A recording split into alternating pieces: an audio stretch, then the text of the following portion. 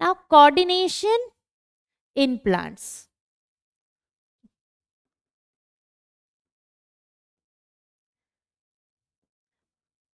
Coordination in plants. अब plants है उसमें भी कोऑर्डिनेशन की रिक्वायरमेंट होती है. कैसे होता है? प्लांट में कोई ब्रेन तो है नहीं, so there is no neural control. The plant basically has only a hormonal control. Hormonal control होता है, and that is known as coordination in plants. And we all know that plants are stationary, they are not moving, so the coordination is not require too much of complexity as the animals are having. Plant में जो हमारे tissues होते हैं वो भी ज़्यादा complex होते नहीं है, they are less complex. Why? Because the plants are stationary, they are not moving from one place to another place. The same will happen with hormones also. Okay, so there are two types of movement which we usually see in plants. Okay, plants में दो तरह के movements देखते हैं हम. एक movements जो होता है movements in plants. Okay, अब basically two types of movement if we can see in plant. एक movement होता है which is related to growth, and एक movement होता है जो होता है this is not related to growth, means उसका growth से कोई connection ही नहीं है. So the plants usually show two types of movement. एक तो है growth से related, एक है जिसका growth से कोई relation ही नहीं है. There is no connection between the growth. Okay, so जो growth से related movement होते हैं, the movement which are related to growth is known as tropic movement. What do we call as tropic movements? And which are not related to growth are known as nastic movement. आया समझ में? सो plant में दो तरह के movement होते हैं, one is related to growth and one is not related to growth. The one which is related to growth is known as tropic movement and the other one is known as nastic movement. And दोनों movement जो होते हैं वो depend करता है कि किस तरह का स्टिमुलस मिल रहा है. Stimulus means the changes in the outer environment. Outer environment से क्या मिलता है उसको बोलते हैं स्टिमुलस, एंड उसके अकॉर्डिंग प्लांट क्या रिएक्शंस देता है, then it is known as response. So उसमें दो चीजें देखने की है. If any changes in the environment, if any trigger is in the environment, then it is known as stimulus. And to react, to overcome that stimulus or to react, what has to be done if stimulus has been given to you, then it is known as response. So this is important. Okay, stimulus कैसा मिला है उसके according हम उसका response कैसे करते हैं. ठीक है, अब हम पढ़ेंगे what are the different types of stimulus we have and उसके क्या क्या हमें मिलते हैं कि वो नास्टिक मूवमेंट है कि ग्रोथ मूवमेंट है. ठीक है, सबसे पहले हम स्टिमुलस लेते हैं photo which is known as light. ठीक है, लाइट का स्टिमुलस हम देखते हैं सबसे पहले. So if the growth is dependent to light, then it is known as tropic movement. And altogether if any growth is related to light, then it is known as phototropism. What do we call it? Phototropism. Photo means light, means if a growth is related to light, light है तो उसकी growth हो रही है, then it is known as phototropism. Same like sunflower. Sunflower की जहाँ light होती है वहाँ वो घूम जाता है and then it will grows. So this is known as growth related movement. तो then it is known as the stimulus. इसमें क्या हो जाएगा? Light. So when light is the stimulus and because of this the plant growth is occur, then it is related to growth movement, tropic movement, and the movement is known as phototropism. Okay, now next is geotropism.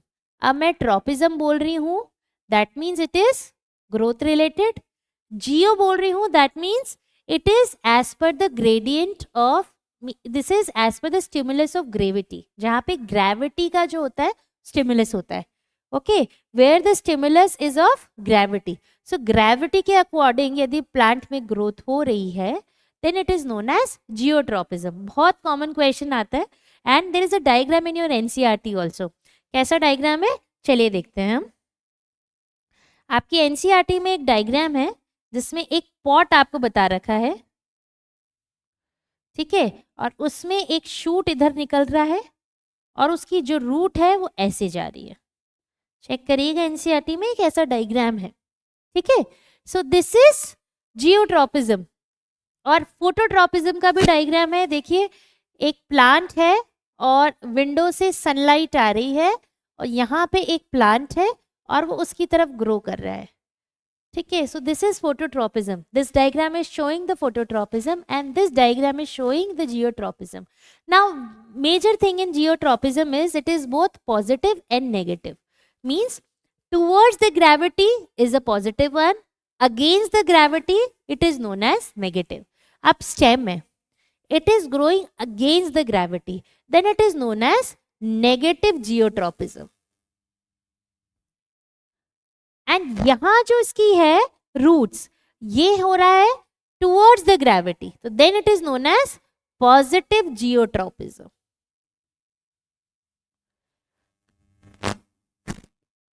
So the tropism, geotropism is of two types, positive and negative. Stimulus is gravity. It can go towards the gravity also and it is related to growth. Okay. So this is geotropism. Next हम शुरू करते हैं which is known as thigmotropism.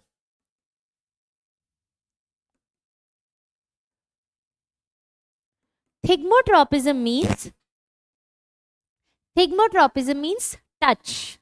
आपके touch से कुछ पता पड़ता है, then it is known as thigmotropism.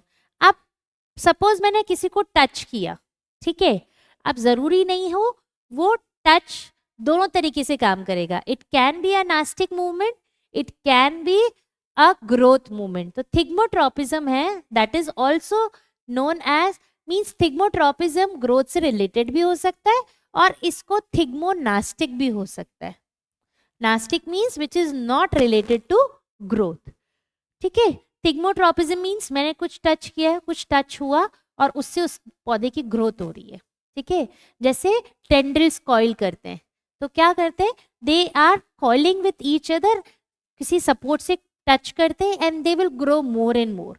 तो ये वाला जो ग्रोथ का मूवमेंट होता है दैट इज ग्रोथ रिलेटेड। ये जो मूवमेंट है ग्रोथ रिलेटेड टच से, so then it is known as thigmotropism.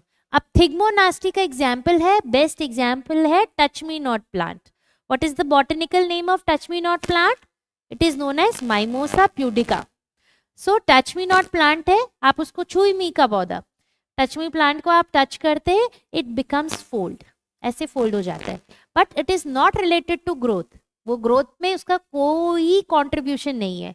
So then it is known as thigmonastic movement. Okay, तो ये क्वेश्चन आता है which movement you can classify both in tropic and nastic, then you can give example of thigmotropic and thigmonastic movement. Okay, another one if we talk about this chemotropic, again कोई chemical का influence है और उस chemical के through यदि पौधा grow कर रहा है, कीमो मीन्स केमिकल, सो उसके थ्रू यदि पौधा हमारा ग्रो कर रहा है तो उसको बोलते हैं chemotropism.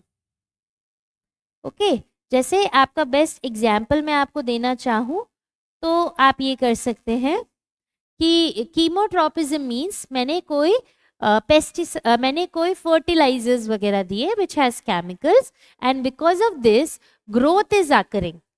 Along with that one more thing is there, like cross pollination होता है।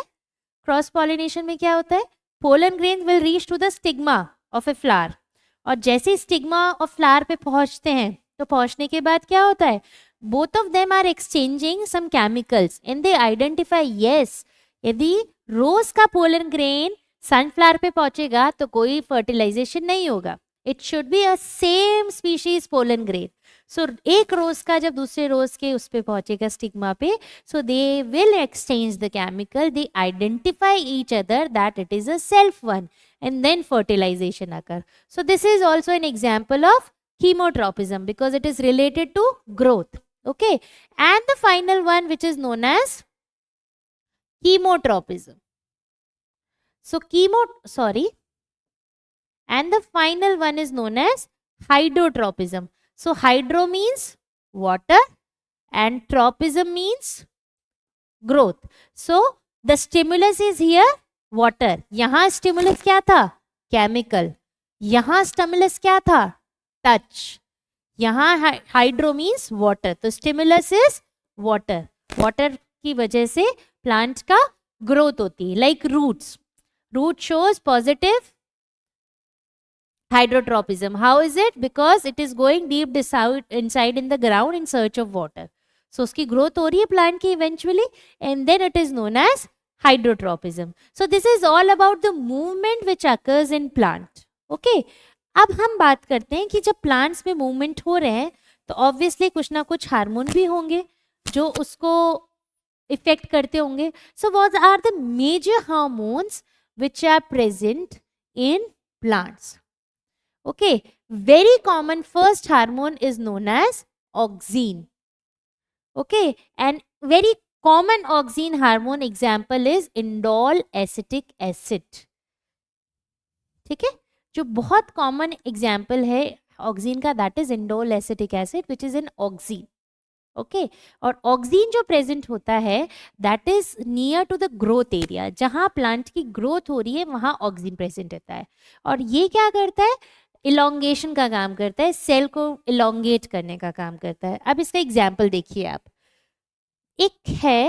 एक आपसे पूछा जाएगा क्वेश्चन, जनरली पूछते हैं कि एक प्लांट है और उसको एक बॉक्स में रख दिया और उसमें एक होल किया और उसी में से लाइट आ रही है. And after some time you will see that this plant bend towards the light from where the light is coming. So what is the role of hormone and how do you explain this phenomenon? Okay, so अब इसका जो answer है वो थोड़ा typical और you can say little bit different है.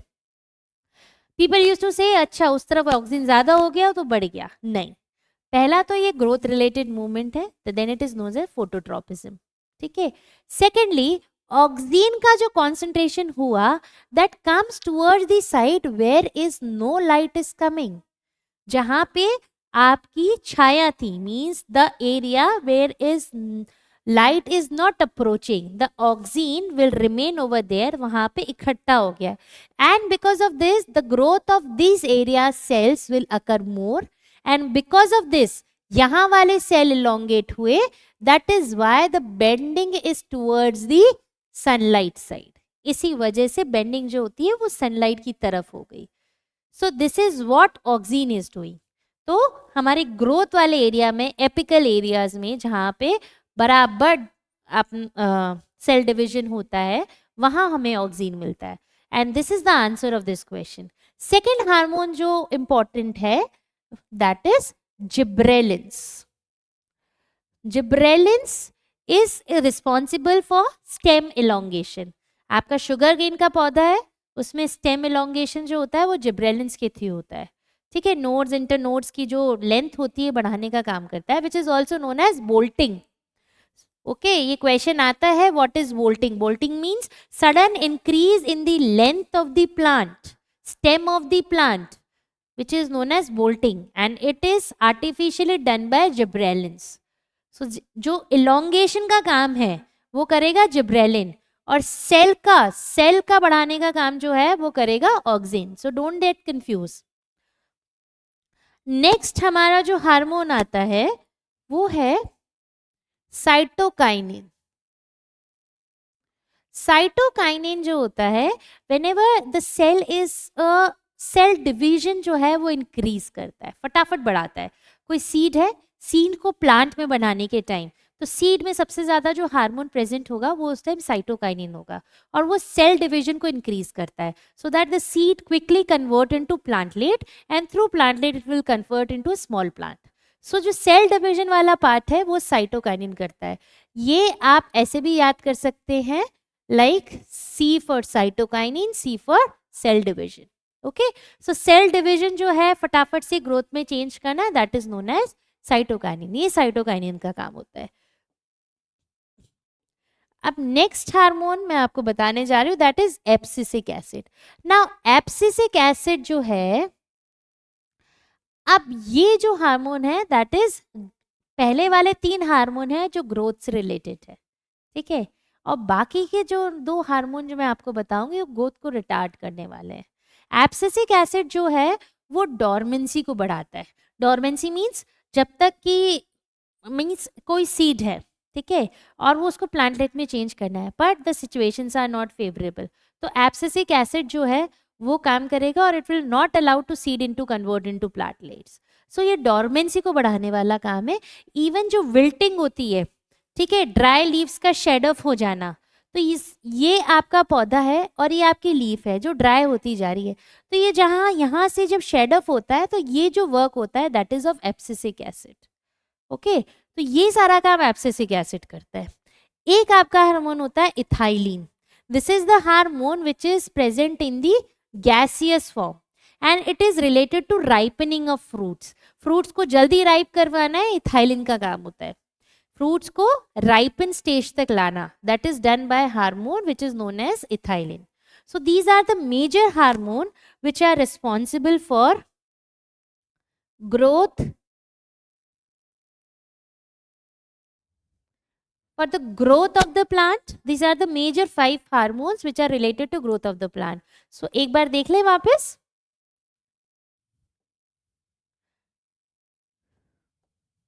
So oxygen मैंने आपको बता दिया, this is related to cell elongation. Cell को बढ़ाना है, सेल को इंक्रीज करना है तो ऑक्सीन काम करेगा। सेल इलोंगेशन, फोटोट्रोपिज्म, दोनों काम ऑक्सीन का होता है। Gibberellins, gibberellins bolting, stem elongation, growth, stem growth को, सीड जर्मिनेशन को इसको करता है, ठीक है। नेक्स्ट हम देखते हैं cytokinins, basically cell division, and abscisic acid which is also known as ABA, इसको शॉर्ट में ABA भी बोलते, तो विल्टिंग से related.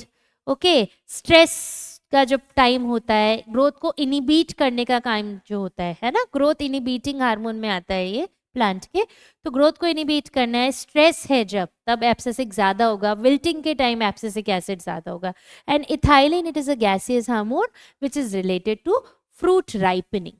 Okay, so this is all about control and coordination in plants as well as in animal. Thank you.